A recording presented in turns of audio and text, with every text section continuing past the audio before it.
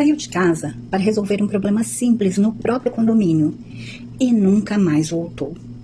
Em 2026, o caso de Daiane chocou o país ao revelar uma verdade dura. O perigo nem sempre vem de fora. Às vezes, está onde deveríamos nos sentir mais seguros. Hoje, você vai conhecer uma história marcada por conflitos, silêncios ignorados e uma pergunta que ecoa até agora. Quantos sinais precisam ser vistos antes que seja tarde demais?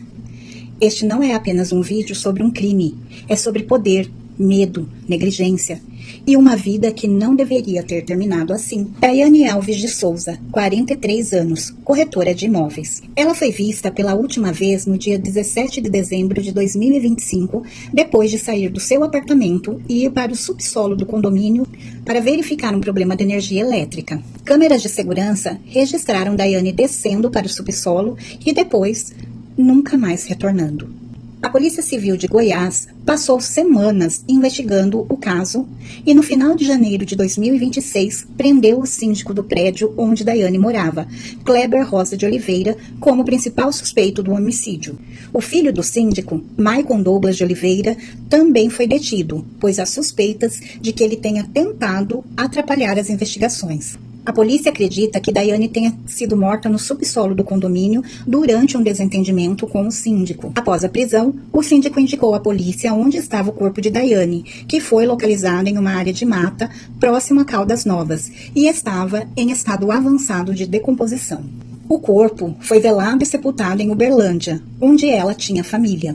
Antes de desaparecer, Daiane havia movido diversas ações judiciais contra o síndico relacionadas a conflitos administrativos no condomínio, que, segundo a polícia, podem ter agravado a situação, resultando na morte dela. Documentos indicam que ela chegou a denunciar ameaças e dizer que tinha medo pela própria vida antes do crime. No processo investigativo, Kleber e o filho dele foram presos e respondem por homicídio e ocultação de cadáver.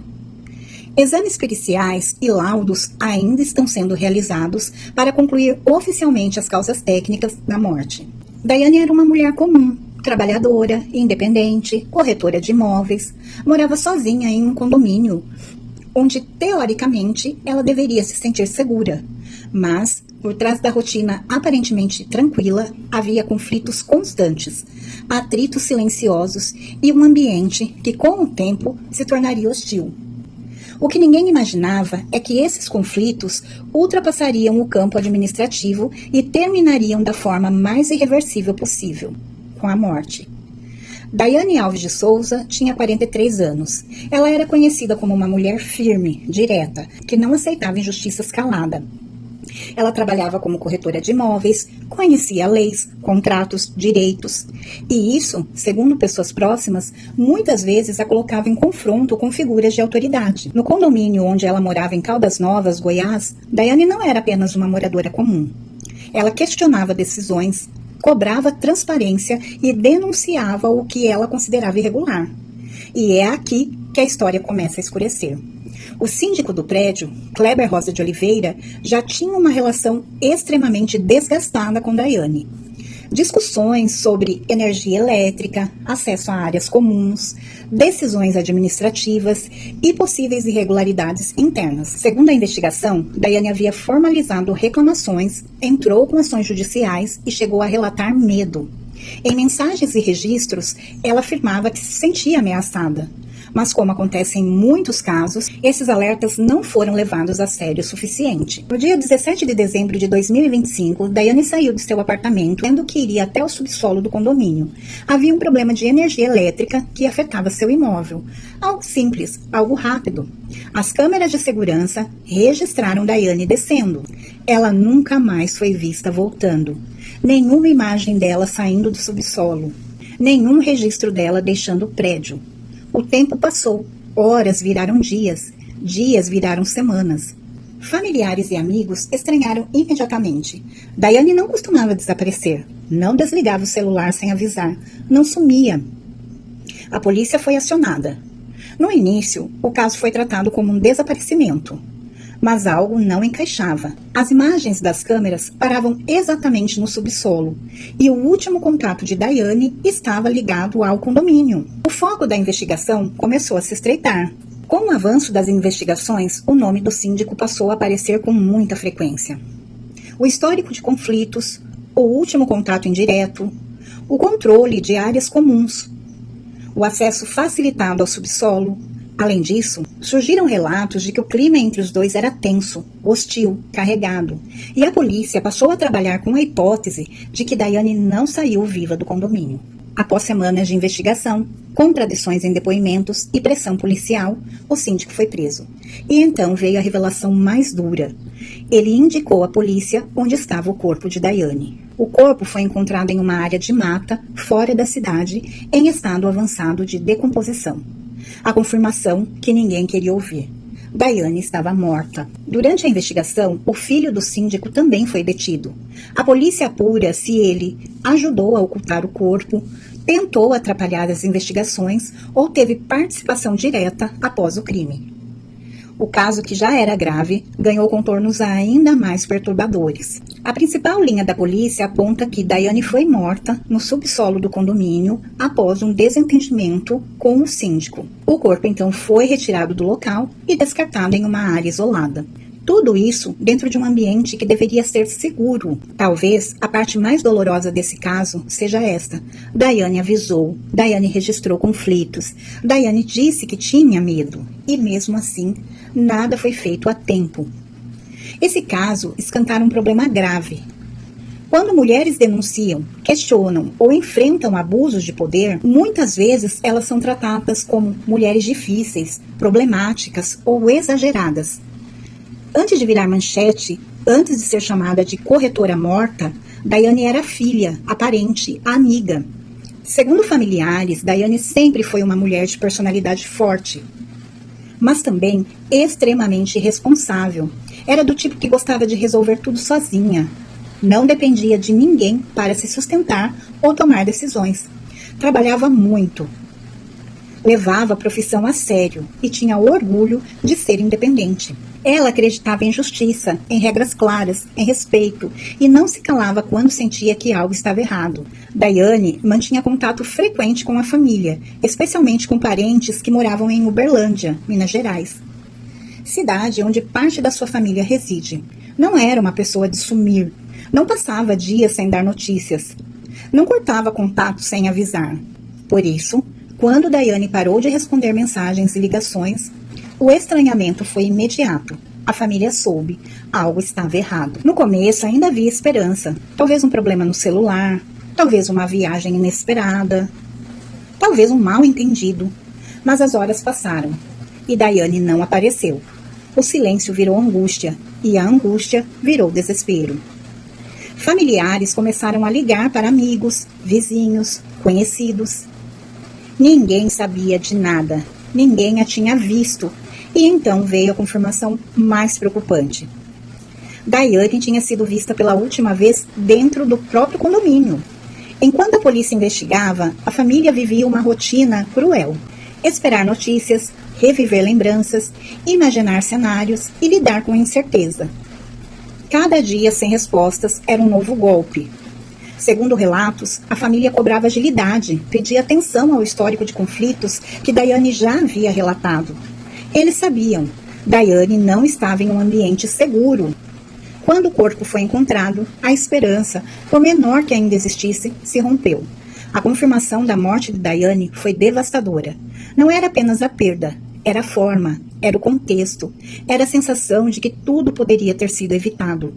O corpo foi levado para Uberlândia, onde aconteceu o velório e o sepultamento. Cercados de dor, revolta e incredulidade. Para a família, não havia só o luto, havia perguntas sem resposta. Mais do que vingança, o que a família da Daiane busca é justiça. Justiça para que o crime não seja minimizado. O histórico de ameaças seja considerado, responsabilidades sejam apuradas até o fim. E principalmente para que Daiane não seja lembrada apenas pela forma como morreu, mas pela mulher que foi. Hoje, Daiane representa muitas mulheres que denunciam, questionam, enfrentam figuras de poder e não são ouvidas. A família transformou a dor em cobrança por respostas, porque Daiane não era apenas um nome em um inquérito. Ela era alguém que tinha uma história, vínculos, afeto e planos. Daiane não era apenas mais um nome em um boletim de ocorrência. Enquanto a polícia começava a juntar peças, a família tentava entender quem havia sido capaz de silenciar alguém tão presente. E quanto mais os investigadores avançavam, mais a vida de Daiane explicava o crime. Daiane era conhecida por não aceitar abusos de autoridade. Na família, sempre foi vista como firme, decidida, alguém que enfrentava problemas de frente. Esse traço, que na vida pessoal era admirado, no ambiente do condomínio acabou se tornando um ponto de tensão. Segundo a investigação, os conflitos entre Daiane e o síndico não eram recentes. Eles se acumulavam. Reclamações formais, discussões administrativas, cobranças por transparência. Tudo isso criou um ambiente pesado, hostil. E a polícia passou a entender que aquele não era apenas um conflito pontual, mas uma escalada de atritos. Enquanto a polícia analisava imagens e depoimentos, a família vivia a pior parte, a espera. Daiane não avisou que sairia, não ligou depois, não respondeu mensagens. Isso não combinava com ela. Quando a polícia confirmou que a última imagem de Daiane era no subsolo do prédio, a família sentiu o chão desaparecer, porque ali estava o elo entre a mulher que denunciava, o ambiente de conflito e o local onde ela sumiu. Os investigadores começaram a cruzar informações, histórico de desentendimentos, acesso restrito ao subsolo, contradições em depoimentos, ausência de imagens de saída. A hipótese ganhou força. Daiane não saiu viva do condomínio. E, paralelamente, surgiam relatos que reforçavam algo ainda mais grave. Daiane já havia dito que tinha medo. Esse detalhe mudou o peso da investigação. Não era um crime inesperado, era algo anunciado. Com a pressão da família e o avanço das provas, o cerco começou a se fechar. Cada novo depoimento trazia inconsistências. Cada detalhe reforçava que havia algo sendo escondido. A polícia passou a tratar o síndico não mais como testemunha, mas como suspeito central. E quando ele foi preso, a família soube que a verdade, por mais dura que fosse, estava próxima. Quando o corpo de Daiane foi localizado, a investigação ganhou um rosto definitivo. A mulher, que a família procurava com esperança, agora se tornava a vítima de um crime brutal. Para os investigadores, aquilo confirmava a principal linha do caso. Para a família, era o fim da espera e o começo do luto. A partir dali, tudo se encaixou. A mulher que questionava, o ambiente de tensão, o último local onde foi vista, o silêncio posterior. Nada foi aleatório. A história de Daiane mostrou que, muitas vezes, a violência nasce de conflitos ignorados, de alertas minimizados e de poderes que não gostam de ser confrontados. Enquanto a justiça segue seu curso, fica a pergunta que a família carrega todos os dias. Se os sinais tivessem sido levados a sério antes, Daiane estaria viva? Essa não é apenas uma pergunta sobre esse caso, é sobre muitos outros que ainda estão acontecendo. A história de Daiane não é apenas sobre um crime, é sobre abuso de poder, negligência, silêncio e falhas que custaram uma vida. Ela entrou em um subsolo para resolver um problema simples e nunca mais voltou. Que a história de Daiane sirva como alerta, que denúncias sejam levadas a sério, que conflitos não sejam normalizados e que nenhuma vida seja tratada como descartável até que seja tarde demais. A história de Daiane não termina com a descoberta do corpo, ela continua, em perguntas que não calam, em alertas que foram ignorados e em uma dor que nenhuma sentença vai apagar. Daiane não morreu porque estava no lugar errado. Ela morreu porque conflitos foram normalizados, porque denúncias foram minimizadas, porque o medo de uma mulher não foi tratado como urgência. Ela fez o que tantas pessoas são orientadas a fazer. Questionou, registrou, cobrou, falou, e mesmo assim não foi protegida. Isso nos obriga a encarar uma verdade desconfortável. O perigo nem sempre vem de desconhecidos. Às vezes, ele cresce em ambientes comuns, em relações de poder, em espaços onde o silêncio parece mais conveniente do que a justiça. Quantas Daianes ainda existem hoje? Quantas pessoas convivem diariamente com ameaças veladas, conflitos constantes, medo disfarçado, problema administrativo? E quantas só serão ouvidas depois que for tarde demais? Que a história de Daiane não seja lembrada apenas como mais um crime, mas como um alerta, um pedido para que denúncias sejam levadas a sério, para que conflitos não sejam tratados como exagero e para que nenhuma vida seja considerada descartável. Porque Daiane tinha família, tinha história, tinha planos e merecia voltar para casa. Se você chegou até aqui, não foi por curiosidade, foi por consciência. Conteúdos como este existem para informar, mas também para lembrar que por trás de cada caso existe uma vida real e consequências reais. Se você acredita que histórias como a de Daiane precisam ser contadas com respeito, profundidade e responsabilidade, considere se inscrever no canal. Aqui, a memória das vítimas vem antes do sensacionalismo. E o silêncio nunca é uma opção. Obrigada por assistir. E que a justiça não seja apenas uma palavra, mas um compromisso.